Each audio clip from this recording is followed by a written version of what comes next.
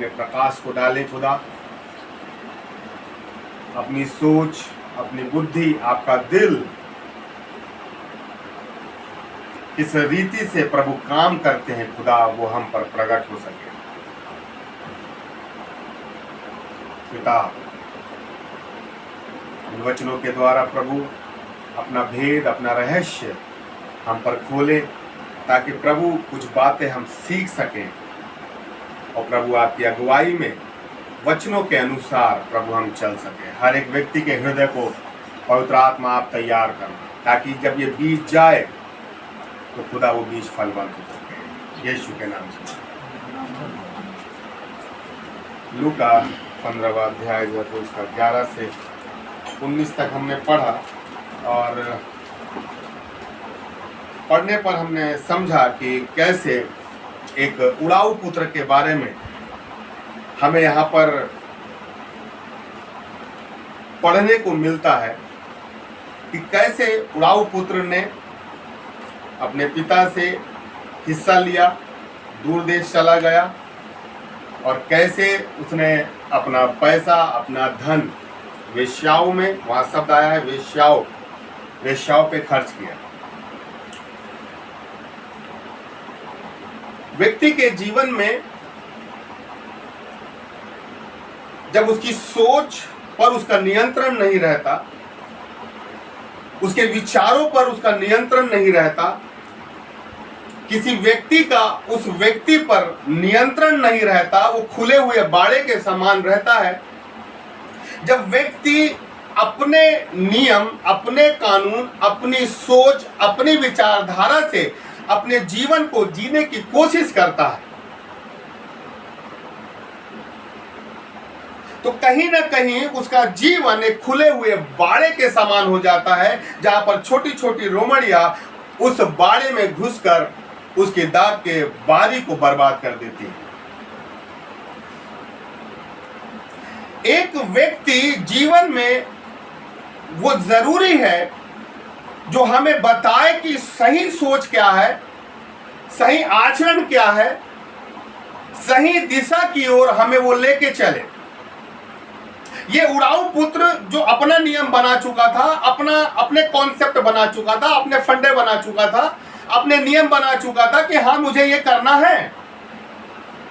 और दुविधा की बात ये है कि ये जो मन में सोच रहा है, उसके दिमाग में जो चीजें आ रही है, उसको रेक्टिफाई करने वाला कोई व्यक्ति नहीं मिला।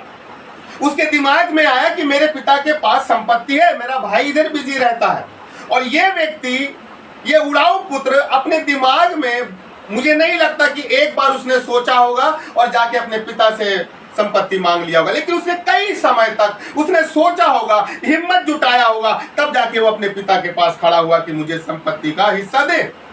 लेकिन जब उसके दिमाग में वो विचार आ रहे थे, जब विचार आते हैं तो चाल चलन चेंज हो जाता है। जब नकारात्मक विचार आते हैं, हाव भाव चेंज हो जाता है। जब विचार गलत आते हैं, बोलने का तरीका चेंज हो जाता है। जब विचार नकारात्मक आते हैं तो कई रीति से हम व्यक्तियों को समझ लेते हैं कि ये व्यक्ति वैसा नहीं है जैसा पहले था। लेकिन जब हमें समझ में आ जाता है कि यार ये व्यक्ति पहले ऐसा नहीं था, अब इसके दिमाग में ऐसा क्या चल रहा है जिसके चलते ये अपना अच्छा स्वभाव छोड़ के ये नए स्वभाव की ओर, नकारात्मक स्वभाव की ओर क्यों बढ़ रहा है।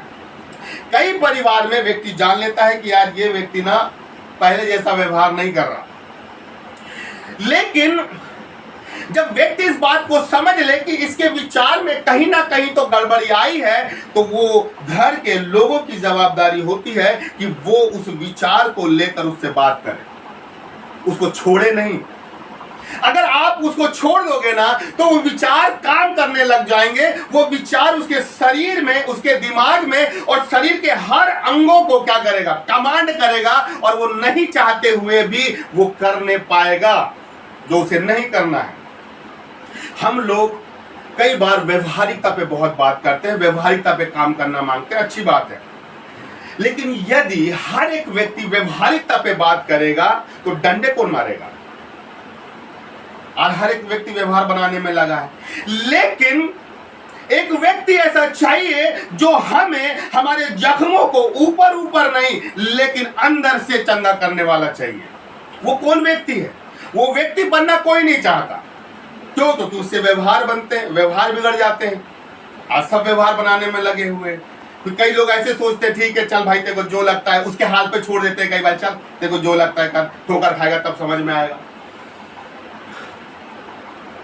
लेकिन जीवन में खुदा से वो अभिषेक मांगना है कि खुदा, जैसे एक बाप अपने बेटे को कोड़े भी मारता है, थप्पड़ भी मारता है, उसमें नीति वचन में कितनी अच्छी चीज लिखी है, यदि तू अपने बेटे से प्यार करता होगा तो उस पर छड़ी चलाना मत भूलना।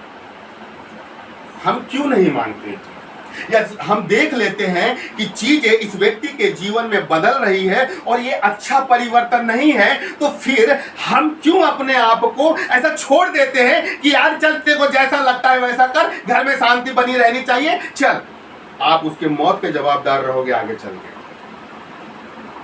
जो लड़का यूं ही छोड़ दिया जाता है, लिखा है ना, जो लड़का यूं ही छोड़ दिया जाता। और मैं आपको बता रहा हूं ना, कई लोग ना अपने घर के लोगों को, कलीसिया के लोगों को जो बिगड़ रहे हैं, नकारात्मक बातों की ओर जा रहे हैं ना, कई लोगों ने यूं ही छोड़ दिया है, लेकिन उसका परिणाम बहुत भयानक होगा। इस व्यक्ति ने, इस उड़ाऊ पुत्र ने अपना कॉन्सेप्ट बनाया और उसने हिम्मत जुटाया, और हिम्मत जुटा के कहां चले गए? अपने पिता के पास। आज बहुत से लोग हैं जो अपने कॉन्सेप्ट बना चुके हैं, अपने फंडे बना चुके हैं, अपने विचारधारा, अपनी सोच बना चुके हैं, और अपनी सोच विचारधारा से वो अपने घर को, अपनी कलीसिया को और अपने आप को लीड कर रहे हैं। ये उड़ाऊ पुत्र, मैं ये सोचता हूं कि ये उड़ाऊ पुत्र ने कितनी हिम्मत जुटाया। क्यों? क्योंकि उस जमाने में बंटवारा तब होता था जब पिता इस दुनिया में नहीं रहता था।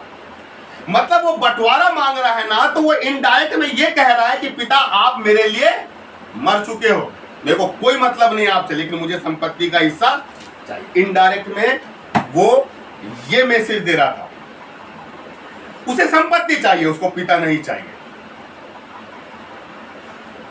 लेकिन दाऊद के विषय में बड़ा अच्छा वर्णन मिलता है, वो मैं ढूंढ रहा था, मुझे मिला नहीं, कि जब शाऊल के डर के मारे वो अपने देश से निकल रहा था, तो कई यहूदी लोग आए और उसका पिता भी आया, और दाऊद ने अपने पिता की जवाबदारी, किसी एक व्यक्ति, वहां पर्टिकुलर एक नाम है, उस व्यक्ति को अपने पिता की जवाबदारी सौंप के ही वो आगे बढ़ा।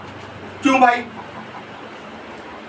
वो इसीलिए क्योंकि उसको मालूम था कि शाऊल उसकी जान का प्यासा हो चुका है, शाऊल उसके पीछे हाथ धो के लग चुका है, अपने सैनिकों को मेरे पीछे लगा दिया है। उसको ये मालूम था कि यार अब से जब मैं देश से भागूंगा ना, मेरा कोई ठिकाना नहीं रहेगा, कभी मैं जंगल में सोऊंगा, कभी यहां सोऊंगा, वहां सोऊंगा।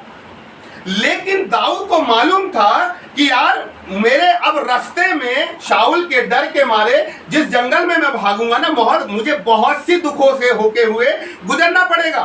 लेकिन तब भी उसने अपने पिता की जवाबदारी को क्या किया? निभाया। उसने ऐसी नहीं छोड़ दिया। नहीं तो उसके पास तो बहाना भी था कि अरे पिताजी मैं क्या करता, आप बताओ, मेरे पीछे तो वो जान का दुश्मन हो गया, मैं अपने आप को बचाता कि आपको बचाता। दाऊद के पास बहाना बहुत अच्छा बन सकता था, लेकिन दाऊद ने बहाना नहीं बनाया, उसने अपनी जवाबदारी निभाया। आज के जवान बहाने ज्यादा करते हैं। आप उन्हें कुछ काम करके दो, काम करने दो, उनके पास 50 बहाने हैं ना करने के, पर एक बहाना, जो बहाने करता है ना, वो अपने आत्मिक जीवन को 2 कदम पीछे कर लेता है। दाऊद के पास बहाना था, लेकिन तब भी उसने बहाना नहीं किया, अपनी जवाबदारी को लेकर चला। आज जवानों में उस बात की कमी है कि वो अपना काम जवाबदारी के साथ करे, ना कि बहानेबाजी से करे। दाऊद के लिए बड़े अच्छे लिखा हुआ है कि जो काम शाऊल देता था, बड़ी बुद्धिमानी के साथ वो काम करता था। वो ऐसा ही नहीं है कि हाँ ठीक है मैं चला जाऊंगा, ये हुआ, और फिर पता चला वहां से लौट के आया, अरे वो दुकान बंद थी, अरे वहां तो वो था ही नहीं, अरे मैं तो फोन भी लगाया। कई चीजें, अगर हम ऐसी चीजें करेंगे ना, हम कभी भी आत्मिक जीवन में ना परफेक्ट नहीं हो पाएंगे। खुदा हमें ना पैदा करना चाहता है, और वो ये चाहता है कि जिस चीज में हम हाथ डालें ना, वहां से सफलता हमें मिले। ये खुदा की खासियत है। खुदा जैसा पैना है, खुदा में जैसा तेज है, खुदा में जैसा निखार है, खुदा में जैसी महिमा है, वो हमें भी वैसा ही निखार, वैसे ही तेज और वैसे ही पैना करना चाहता है। लेकिन जब वो हमें किसी काम में लगाता है ना, तो हमें वो काम बड़ी बुद्धिमानी के साथ, बड़ी समझ के साथ, बड़ी परफेक्शन के साथ करना चाहिए। कई लोग ऐसे हैं, काम करने के पहले हथियार डाल देते हैं, काम करने के पहले सोच लेते हैं कि ठीक है देख लेंगे। लेकिन दाऊद ने यहां पर बिल्कुल बहाना नहीं किया, लेकिन अपनी जवाबदारी को, अब एक तरफ उड़ाऊ पुत्र है जिसने अपनी अपने पिता की संपत्ति का हिस्सा मांग लिया है, और दूसरी तरफ दाऊद है जिसको पता है कि अब मेरे रास्ते में बहुत से दुखों का मुझे सामना करना है, तो भी उसने अपने पिता की जवाबदारी उस व्यक्ति के हाथ में सौंप के गया।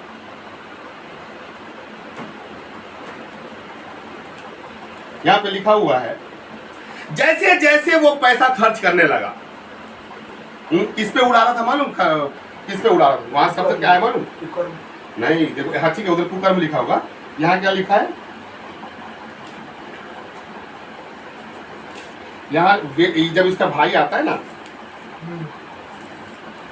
बनाने लगा, ये लिखे 30वें पद में लिखा है, परंतु जब तेरा याद पुत्र जिसने तेरी संपत्ति वेश्याओं में, वेश्या नहीं, एक नहीं, बहुवचन है, वेश्याओं में उड़ा दिया। अब आप ये सोचिए कि ये व्यक्ति अपने पिता की एक अच्छी मोटी रकम लेकर एक नगर भाग गया है, और नगर भागने के बाद पूरा पैसा वेश्याओं में और कुकर में उड़ा दिया हुआ है। लेकिन आप सोचिए कि जैसे ही इसका पैसा खत्म होता है, अकाल चालू हो जाता है। अगर तब यदि उसके पास पैसा रहता और पैसे रहते अगर अकाल आता, तो क्या वो बदलता?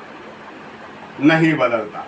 लेकिन ये संकेत था नहीं आता, और यदि ये अपने आपे में नहीं आता तो ये अपने घर वापस लौटता नहीं। कई बार अकाल हमारे जीवन में इसलिए खुदा लाने देता है ताकि हम वापस उसी जगह लौटे जहां से हमने शुरुआत करी है। ये अकाल को, इस अकाल को हमें पॉजिटिव लेना है। जो जिसने धन पूरा उड़ा दिया, अगर हम आज धन, हमारे पास कौन सा धन है? आत्मिक धन है। आज हमारे पास आत्मिक धन है, लेकिन इस आत्मिक धन को हम कैसे उड़ाते हैं? हमारे पास खुदा ने आत्मिक धन दिया है, तो इसको उड़ाते कैसे? देखिए, दो तरीके बहुत है, लेकिन जो मेरे को समझ में आया, आपने रात भर बैठ के प्रार्थना किया, खुद इतने साल से बैठ रहे हैं और खुदा की सामर्थ हमारे अंदर है कुछ परिमाण में है। आप यदि उस सामर्थ का यूज नहीं कर रहे हैं, वो सामर्थ आपके अंदर केवल पड़ी हुई है ना, वो धन खराब कर रहे हैं आप। खुदा वो धन आपके लिए ऐसा रखने के लिए नहीं दिया है, आपने मतलब बीज को दबा दिया है। अगर वो सामर्थ, ये सामर्थ जो हम इकट्ठे कर रहे हैं, इसका यूज होना चाहिए। ये ऐसा नहीं है कि यहां हम बैठे और फिर अपने अपने घर और खाना खाए सो जाए, नहीं। ये सामर्थ जो हमने इकट्ठी करी है, इसको हमें कहीं ना कहीं आज की रात लगाने की जरूरत है, नहीं तो वो सामर्थ धीरे धीरे क्या होगी? धीरे धीरे कम हो जाएगी। दूसरी बात, ये सामर्थ जब हम संसार में रहकर संसार की चीजों को अपने अंदर धीरे धीरे डालने लग जाते हैं, ये सामर्थ्य को हम क्या करने लग जाते हैं? कम करने लग जाते हैं।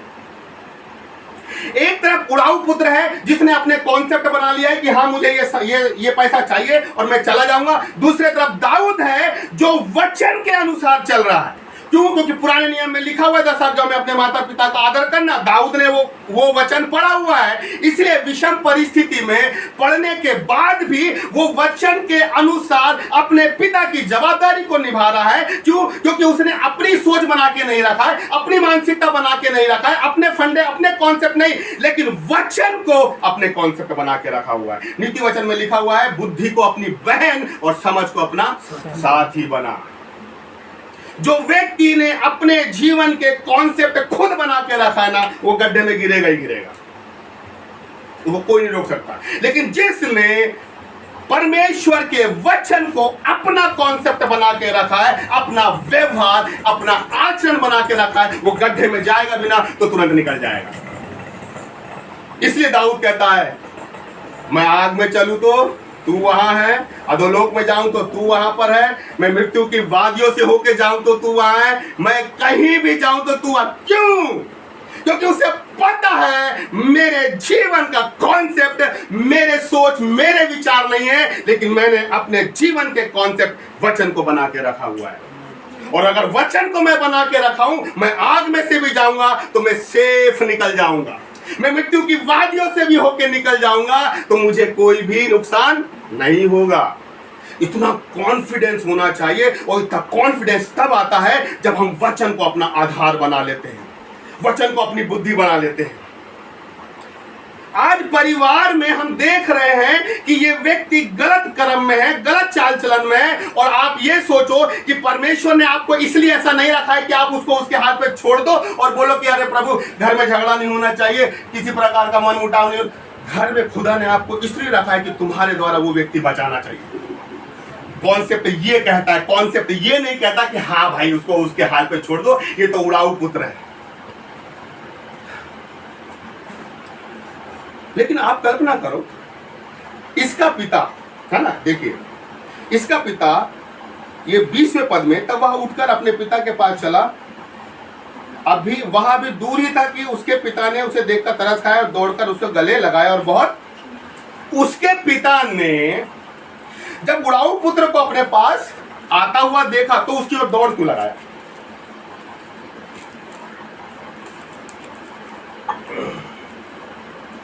दौड़ क्यों लगाया? मालूम उसका उत्तर पुराने नियम में कायम होता है। व्यवस्था विवरण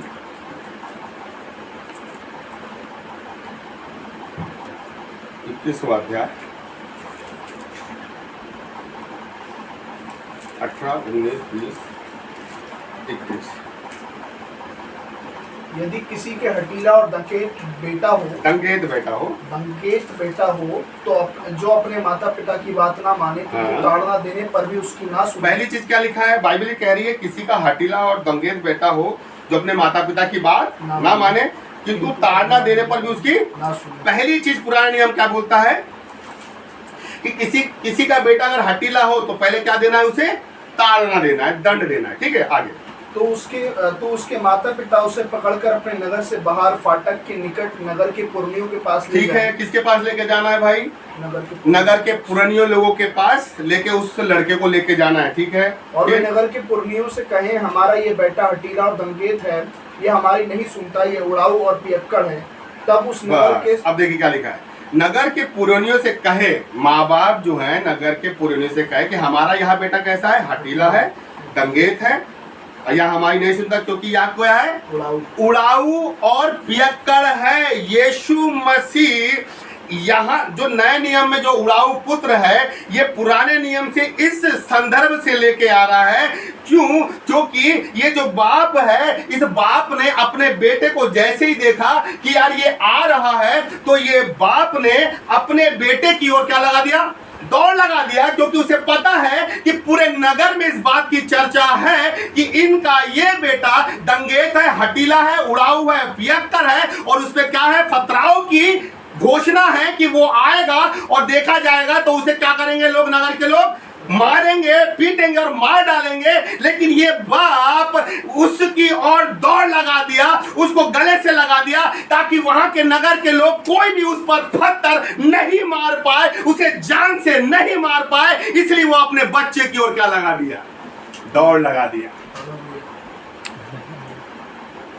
उस समय ये था कि फतराव करके मार डालो, खत्म हो गई कहानी। लेकिन ये बाप जब उस बेटे को देखता है तो ये सोचता है कि अगर मेरे से पहले नगर के किसी व्यक्ति ने उसको यदि देख लिया ना इस नगर में, तो सब लोग क्या करेंगे? फतराव करके उसको मार डालेंगे। तो लोगों के फतर उठाने से पहले ये बाप अपने बच्चे की ओर क्या लगाता है? दौड़ लगा देता है, और गले लगाकर क्या करता है? चूमने लगता है। वैसे ही जब हम अपने जीवन में कितने भी पाप कर ले, हम कितनी भी नौटंकी कर ले, हम कितने भी पुराने कॉन्सेप्ट बना ले, हम कितने भी पुराने स्वभाव में क्यों ना हो, कितनी भी गंदगी वाला जीवन क्यों ना हो, लेकिन जब हम मन में एक पश्चाताप की भावना लेके खुदा के पास आते हैं ना, तो खुदा मुंह नहीं मोड़ता, लेकिन खुदा हमारी तरफ दौड़ लगा देता है। और वो दौड़ लगाने का मतलब ये है, खुदा घोषणा कर रहा है, ये अभी भी मेरा बेटा है, ये अभी भी मेरा बेटा है। कोई शैतान इस पे पत्थरवार नहीं करेगा, कोई शैतान इस पे कब्जा नहीं करेगा, कोई शैतान इस पे घुसने की जगह नहीं बनाएगा। वो खुदा दौड़ हमारी तरफ इसलिए रहा है ताकि शैतान हम पर आक्रमण ना करे, और शैतान के तीर हम तक पहुंचने से पहले खुदा हमारे पास पहुंच जाता है।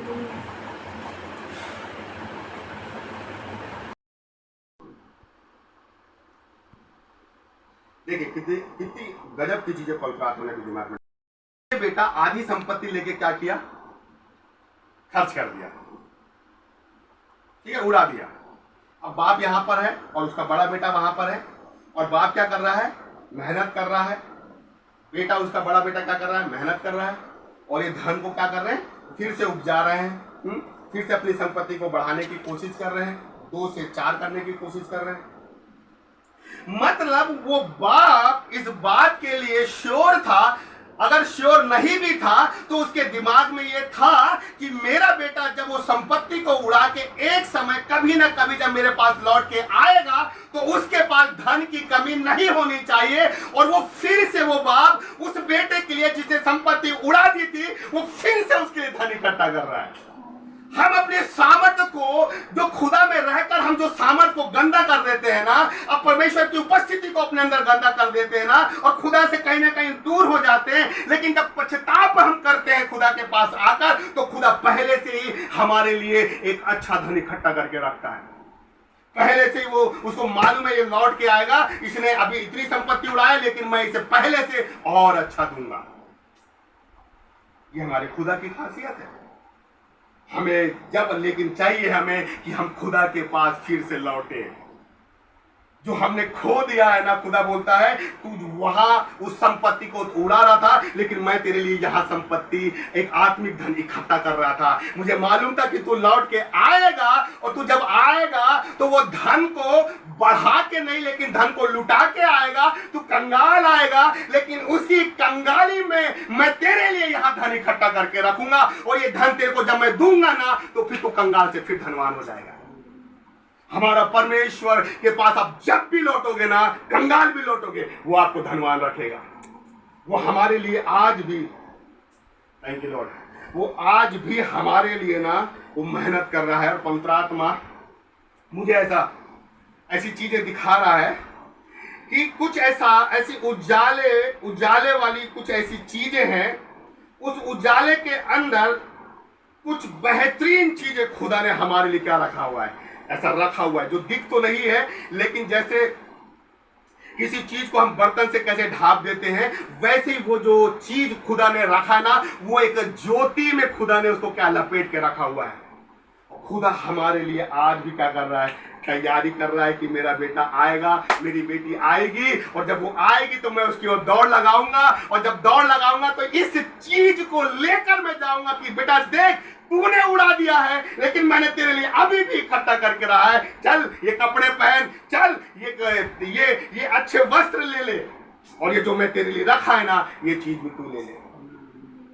परमेश्वर ये चाह रहा है कि अगर हम भटक गए हैं, हमने खुदा के दिए हुए धन को, खुदा के दी हुई सामर्थ को, खुदा के दिए हुए जलाल को, वरदान को, तोड़ों को, यदि हमने उसकी चमक को कहीं ना कहीं हमने संसार में उड़ा दिया है, उसकी चमक को फीकी कर दिया है, तो खुदा ये चाहता है कि तुम फिर से मेरे पास आओ और अपने जीवन से पुराने कॉन्सेप्ट को, जो बाइबल के अनुसार नहीं है, संसार के अनुसार है, उस संसार के पुरानी चीजों को हटाओ। और यदि आपके जीवन में कोई ऐसा व्यक्ति है जो पुराने कॉन्सेप्ट में आज भी चल रहा है, तो खुदा ये चाहता है कि आप उसकी सोच के अनुसार उसको छोड़ ना दो। छोड़ना नहीं है, छोड़ना नहीं है, लेकिन इंतजार करना है कि एक समय हमें ऐसा मिले, खुदा उस प्रार्थना के माध्यम से, उस वचन के माध्यम से एक हथौड़ा इसके जीवन में पड़े और ये उड़ाऊ पुत्र वापस लौट के आ जाए। खुदा आज भी मेरे प्रियो, और हम जितने लोग बैठे हैं ना, मैं आपको सही बता रहा हूं, हम सभी के लिए मुझे ये प्रेरणा मिली ना, हम भटक गए हैं, हम भटक गए हैं। हमें लग रहा है कि सब सही चल रहा है, लेकिन लिटरली मैं बताऊं, पवित्र आत्मा मुझे बता रहा है, हम भटक गए हैं दोस्तों। अंदर से जिस रास्ते में खुदा ने हमें रखा ना, हम चलते चलते डाइवर्ट होके कहीं और चले गए, हम भटक गए। हमें प्रॉपर अगुवाई नहीं मिल रही है, हमें प्रॉपर लीडरशिप नहीं मिल रही है, पवित्र आत्मा की प्रेरणा नहीं मिल रही है कि हमें किस रास्ते जाना है और कैसे हमें कहां पहुंचना है। मेरे प्रियो, इसका मतलब यह है कि आज हम भी पूरे लोग उड़ाऊ पुत्र की गिनती में हैं, जो खुदा के धन को कहीं भी उड़ा रहे हैं, लेकिन उस धन को बढ़ा नहीं रहे हैं। हम धन को खर्च कर रहे हैं लेकिन बढ़ा नहीं रहे हैं। उस उड़ाऊ पुत्र ने क्या किया? खर्च किया, लेकिन धन को बढ़ाया नहीं। तो खुदा ने, अगर हम अपने जीवन का आकलन करें, खुदा ने एक धन की पेटी हमें दिया, तो आज हम खोल के देखें उस धन की पेटी में क्या पहले से ज्यादा हमारे पास धन है या कम हो चुका है? कम हो चुका है। खुदा आज भी बोल रहा है कि मेरे पास लौट के आओ। तुम्हारे लौट के आने से पहले मैंने तुम्हारे लिए एक बेहतरीन धन तैयार करके रखा है, बेहतरीन चीजें तैयार करके रखा है, और तुम्हारे पहुंचने से पहले मैं तुम्हारे पास पहुंच जाऊंगा, मैं तुम्हारी तरफ दौड़ लगा दूंगा और तुम